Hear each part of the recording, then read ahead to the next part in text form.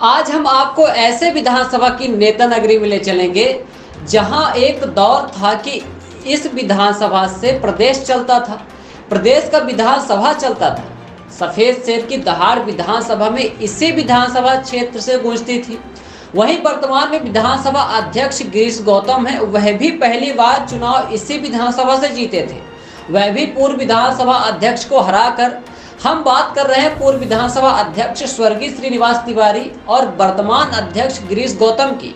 यह दोनों नेता ही जो कि प्रदेश में अपना नाम बनाए इसी विधानसभा क्षेत्र से आते थे, जहां राजनीतिज्ञों का तो यह भी मानना है कि श्रीनिवास तिवारी का जीत का काफिला रोकने के लिए इस विधानसभा सीट को आरक्षित कर दिया गया था। इससे फिर श्रीनिवास तिवारी सिरमौर से चुनाव लड़े और हार का सामना करना पड़ा। जैसे ही यह विधानसभा सीट आरक्षित हुई वैसे ही यहाँ का विकास भी आरक्षित हो गया है, जहाँ पर वर्तमान के विधायक विकास को पंगु कर दिए हैं। इतिहास के पन्नों में तो वर्तमान विधायक की पत्नी का भी नाम दर्ज है, लेकिन यहाँ विकास के पन्ने फाड़ दिए गए हैं। यदि हम बात करें तो वर्तमान विधायक भाजपा से टिकट के दावेदार हैं। वहीं यदि भाजपा उन्हें टिकट नहीं देती है तो उनकी पत्नी की तमन्ना होगी, जो कि पूर्व में विधायक थी, कि पुनः टिकट पन्ना को मिल जाए। वहीं बीएसपी से विधायक रही एक प्रत्याशी जो कि बीएसपी को त्याग कर कांग्रेस में अपनी दावेदारी दिखा रही हैं, अब टिकट ना मिलने पर इनकी शीलता बनी रहेगी या फिर कांग्रेस को त्याग देंगे। वहीं कांग्रेस से एक इंजीनियर साहिब भी हैं जो कि कांग्रेस से प्रीति लगाए बैठी हैं। यदि कहें कि महिला दावेदार ज्यादा है इस विधानसभा क्षेत्र में तो गलत नहीं होगा। नमस्कार, स्वागत है आपका विराट 24 में। मैं आपके साथ आदर्श। आपको बताते हैं नेता नगरी मनगवा, जो नेताओं की टिकट के लिए जहां पर क्या दांव पेच है। जहां एक तरफ वर्तमान के विधायक पंचूलाल प्रजापति हैं, जिनके मन में टिकट का लड्डू तो फूटता ही होगा, लेकिन टिकट मिल पाते हैं या नहीं, या फिर इतिहास के पन्नों में वह पूर्व विधायक कहला जाएंगे।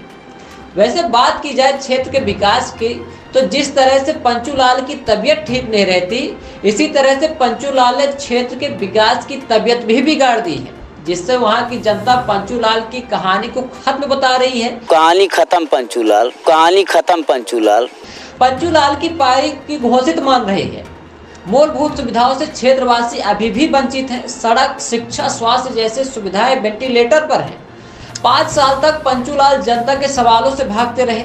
ऐसे में सवाल यह उठता है कि पंचूलाल अपना उत्तराधिकारी किसे बनाएंगे, या फिर भाजपा किसी नए चेहरे को क्षेत्र में उतार सकती है। जन चर्चा यह है कि पंचूलाल इस बार टिकट नहीं पाते तो पूरी ताकत अपने बेटे को टिकट दिलाने में लगा देंगे। उनके बेटे से ज्यादा दावेदारी उनकी पत्नी पूर्व की मनगवा विधायक पन्नाबाई प्रजापति की है। अब देखना यह होगा कि समीकरण कहां सटीक बैठता है। अब पार्टियों में नेताओं की टिकट की दावेदारी को आपको विस्तार से बताते हैं। यदि बीजेपी की बात की जाए तो पंचूलाल खुद दावेदारी कर रहे हैं, लेकिन उनकी तबीयत को लेकर वे खुद अपने बेटे मुकेश को टिकट दिलाने की सिफारिश आला कमान से कर सकते हैं। यदि बीजेपी से दूसरे दावेदारी की बात करें तो पंचूलाल के बेटे मुकेश प्रजापति हैं, लेकिन जनता उन्हें जगह दे पाएगी या नहीं। सबसे पहले तो उन्हें पार्टी में जगह लेनी होगी। अपने पिता के दम पे यदि मुकेश को टिकट मिल भी जाती है तो चुनाव जीत पाना मुश्किल हो जाएगा। तो वहीं बीजेपी में एक बड़ी दावेदारी और है, जो पूर्व विधायक थी और वर्तमान में विधायक की पत्नी है। बात कर रहे हैं पन्नाबाई प्रजापति की, जो मनगवा से पूर्व की विधायक रही हैं, लेकिन जिला पंचायत सदस्य का चुनाव हार चुकी हैं। लेकिन पन्ना की तमन्ना है कि टिकट मिल जाए। अब पन्ना की तमन्ना पूरी होती है या टिकट का पन्ना उड़ जाता है, यह तो आने वाला वक्त में ही तय होगा। कुल मिलाकर तो बीजेपी में एक टिकट के 3 दावेदार हैं, मतलब घर एक है, टिकट भी एक है, लेकिन दावेदार 3 हैं। पति, पत्नी और बेटा, मतलब पूरी तरह से परिवारवाद। पिता, बेटे और पत्नी में से टिकट में कौन बाजी मारता है या फिर नया चेहरा आ सकता है, देखना दिलचस्प होगा। यदि बात कांग्रेस की जाए तो दावेदारों की लाइन लगी है, जहां पर एक दावेदारी पूर्व विधायक जो कि बीएसपी से थी और बीएसपी को त्याग कर कांग्रेस में अपनी शीलता दिखा रही है। शीला त्यागी कांग्रेस से टिकट की दावेदारी कर रही हैं। अब उनकी दावेदारी कितनी स्पष्ट है यह तो टिकट मिलने के बाद ही समझ में आएगा, लेकिन कांग्रेस से उनकी दावेदारी है। वहीं दूसरी सबसे बड़ी दावेदारी इंजीनियर प्रीति वर्मा की है, जो कि क्षेत्र में युवा चेहरा है, जहां कांग्रेस से उनकी प्रबल दावेदारी आती है।